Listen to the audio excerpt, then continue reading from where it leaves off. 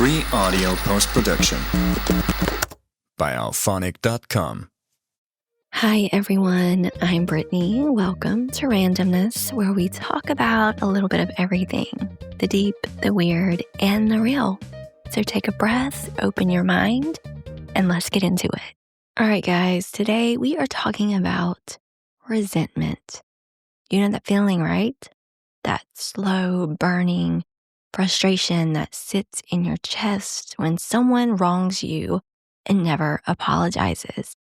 That bitter taste when a colleague gets credit for your work, that tight knot in your stomach when family members cross boundaries again and again.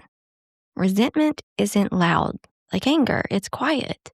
It kind of simmers, and if we're not careful, it becomes something we carry everywhere we go. So today, we're going to unpack this thing called resentment, what it really is, why it's so hard to shake, and most importantly, how we can start to let it go. So, of course, we're going to start with the basics. What exactly is resentment? This is how I think about it, okay? Resentment is what happens when anger and hurt get frozen in time. It's the emotional residue of feeling wronged, disrespected, or undervalued, and then having nowhere for those feelings to go. Now, psychologists describe it as a complex emotion that combines anger, disappointment, and a sense of injustice.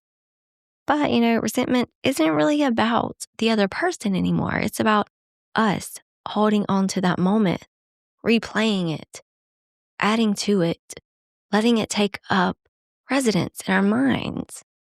I read this quote once that really stuck with me. Resentment is like drinking poison and waiting for the other person to die. Yeah, harsh, but it's true, isn't it? I mean, we think we are punishing them by holding on to our anger, but really, we are the ones suffering. Kind of like in one of the last episodes where I talked about closure, getting closure, or wanting to get closure, but not getting it. Anyway, so a few years ago, right, I had a good friend who kind of screwed me over one too many times. And, well, it hurt. I was hurt. And you know what I did? I did nothing. I didn't say anything.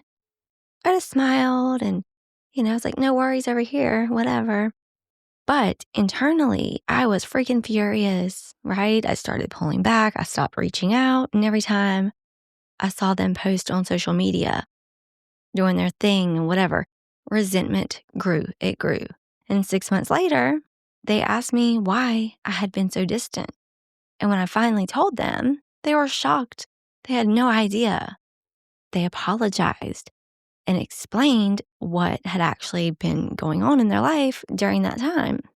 And the resentment I'd been carrying for like half a year, it could have been resolved in one honest conversation. That's the thing about resentment. It thrives in silence. So if resentment hurts us so much, why do we hold on to it? And I think there are a few reasons. Like first, resentment can feel righteous. When someone wrongs us, our resentment feels like proof that we were right and they were wrong. It validates our hurt. Letting go can feel like we're saying it was no big deal, or like, I'm okay with what you did and we're not okay with it. So we hold on.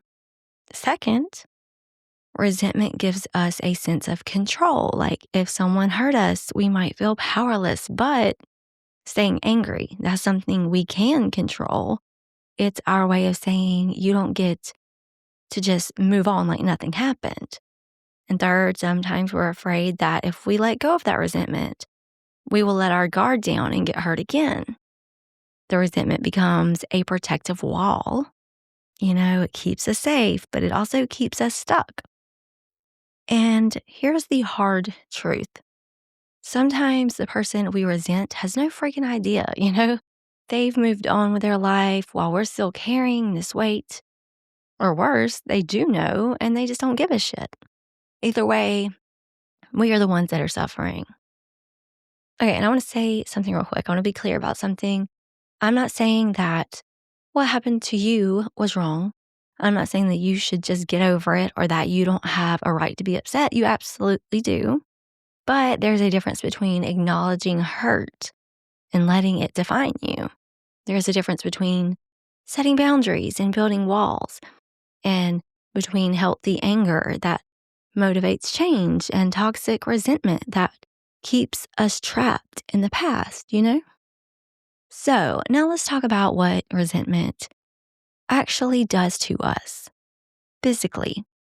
Chronic resentment and bitterness have been linked to increased stress, higher blood pressure, weakened immune systems, and even heart problems. Our bodies literally carry the burdens. And then mentally and emotionally, resentment takes up space. It occupies our thoughts. It colors how we see the world and other people. It can make us cynical, suspicious, and less able to trust. It can spill over into relationships that have nothing to do with the original hurt. And you know what? Now that I think of it, I actually had a listener email me once talking about how they were so resentful of their ex that they couldn't even enjoy dating new people and that they kept waiting for them to disappoint them in some way. That's what resentment does. It hijacks our present because we're still living in the past. And here's something that really gets me, okay? Resentment is contagious. When we are carrying it, we often pass it on. We become more irritable, more defensive, less generous. We start keeping score in all of our relationships. I think one of the saddest parts of resentment is how it robs us of joy, because even when good things happen, we can't fully experience them. We're too busy ruminating on what went wrong. So the question becomes, how long are we willing to let someone who hurt us continue to have power over our happiness? All right, so we know what resentment is, why we hold on to it, and what it costs us. Now, the big question, how do we let it go? Well, I'm going to share 5 strategies that could possibly help you. Okay, so the first one is, guess what? Name it. I've said this a million times in different episodes. It sounds simple, but it's powerful. Instead of letting resentment be this vague, undefined feeling, get specific. Say it out loud or write it down. Like, I resent that my boss took credit for my idea, or I resent that my sister never asks about my life. Naming it takes away some of its power.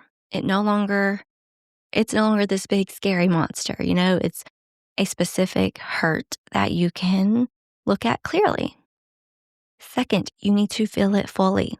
I know this one's super hard. We spend so much energy trying not to feel our resentment, distracting ourselves, pushing it down, pretending we're fine. But the thing is, feelings don't just disappear because we ignore them, unfortunately. They go underground and they fester. So instead, try to set aside like 10 minutes, sit somewhere quiet, and just let yourself feel the weight of your resentment. Get angry, scream, cry if you need to. Write a letter you'll never send, right? Give yourself permission to feel it. Not forever, but fully, of course, just once. A lot of the time when we stop running from our feelings, they lose their grip on us. Number 3, get curious about your part. And wait. Before you throw something at me, your phone or your laptop, whatever you're listening to me on, hear me out. I'm not saying you're to blame for what happened. I'm saying that sometimes understanding our own role can be empowering.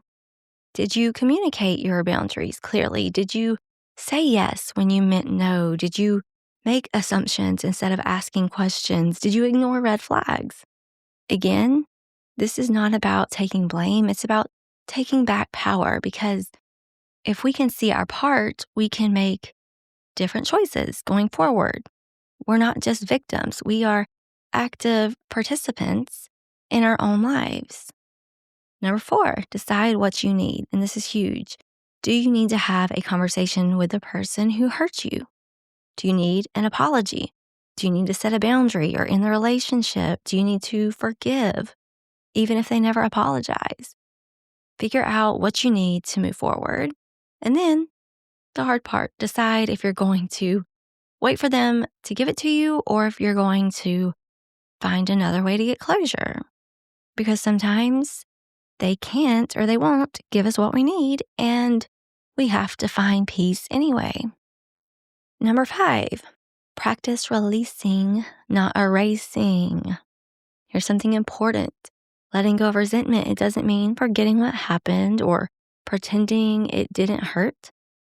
It doesn't mean reconciling with someone who's toxic. It doesn't mean lowering your standards or accepting bad behavior. It means releasing the hold that pain has on you. It means choosing to stop rehearsing the story over and over. It means deciding that your peace is more important than being right. Some days you'll feel free. Other days, that resentment is just going to creep back in, and that's normal. Releasing resentment isn't a one-time event. It's a practice. And I want to share one more thing.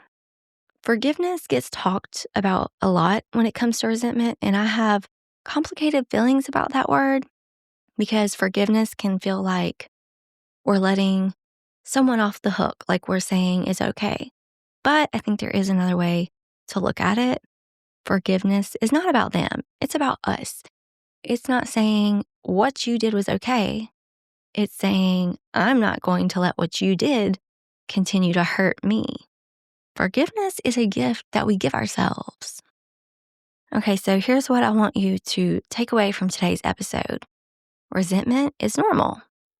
If you're carrying it, it's okay, you're human, but you also don't have to carry it forever. You have a choice, maybe not about what happened to you, but about what you need to do next. You can choose to have the hard conversation. You can choose to set boundaries, to walk away from relationships that aren't serving you. You can choose to forgive or to simply release the weight and move forward. And whatever you choose, make sure it's about reclaiming your peace, not about punishing them. Because at the end of the day, the person most affected by your resentment is you. So if you're carrying resentment right now, I want you to try something. Just chill, take a deep breath. And as you exhale, imagine setting down one of those stones from that backpack that you're carrying and all that weight, right? You don't have to drop them all at once, just one and then another and another. You deserve to walk through life lighter, and you know it. So, thank you so much for listening today, guys. If you enjoyed this episode or it resonated with you, please share it with someone who might need to hear it. And if you want to maybe continue the conversation, feel free to comment or send me an email at randomness01@mail.com. I would love to hear your stories about resentment and what's helped you let go. Okay? Until next time, take care of yourself and remember, you are worth the work.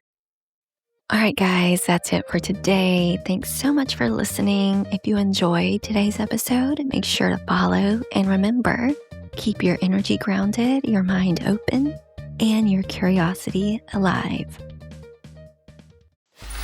Free audio post-production by alphonic.com.